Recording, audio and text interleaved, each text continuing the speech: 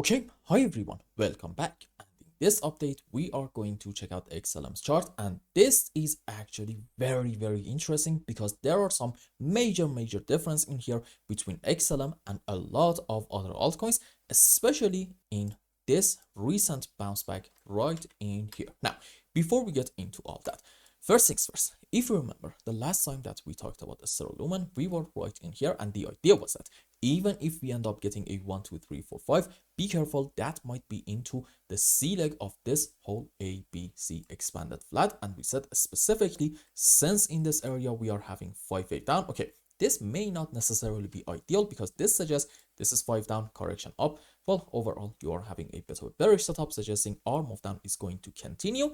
And we also had yet another very important reason to believe in a solo we are going to continue this short-term phase down.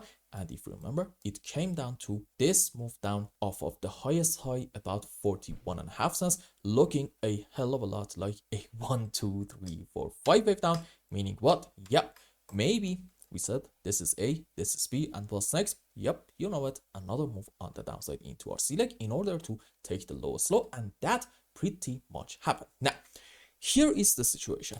In XLM, what is going on right now can very well be upward base, because you see, in a lot of other altcoins, I actually do believe that we are going to have yet another phase down in order to take the recent lowest low. However, in XLM, I'm going to be open up to a bit of a bullish scenario suggesting the bottom is in, and I'm going to tell you in a bit why. But before that, let's just keep you on the ground a little bit and talk about a potential bearish scenario. And in case you are having, an ABC zigzag, subways for it are going to be like this: 1, 2, 3, 4, 5 into a correction for wave B, maybe ABC, maybe WXY, and yet another 1, 2, 3, 4, 5 wave on the downside into our C leg.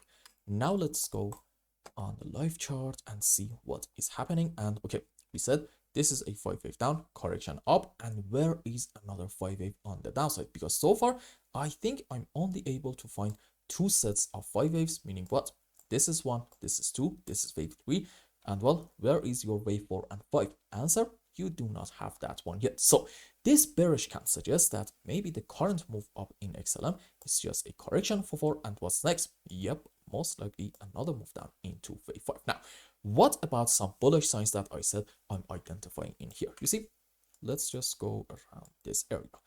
If you want to argue that we're going to have our final low around this region, maybe this is like a very important support, then okay, you have to be able to find off of the lowest low in here a 1, 2, 3, 4, 5. And if I just go on the live chart, let's zoom in more. Maybe it's best to go on 15-minute time frame. Okay, now in here, I think you might have an argument for this whole structure to be a 1, 2, 3 to about here, followed by maybe a correction for 4 in form of like an ABC flat and another move up into wave 5, and this might be a correction structure. Now, if we are truly bullish and the final low in XLM is in, then okay, either from here or maybe from like just a bit lower, I want to see a very strong bounce back in form of a 1, 2, 3, 4, 5, and right around these areas the picture is going to get quite clear for us. So you see, in XLM you are allowed to be bullish, however by no means this is right here right now going to be at least a long opportunity for you. You need to be a bit patient and watch the structures very closely.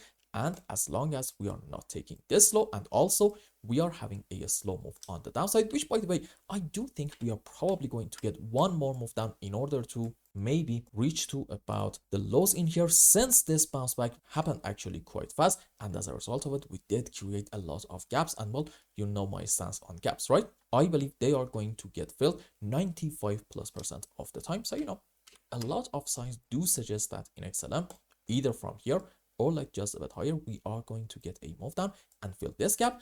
But here's the situation: it's actually what happens after that matters quite a lot.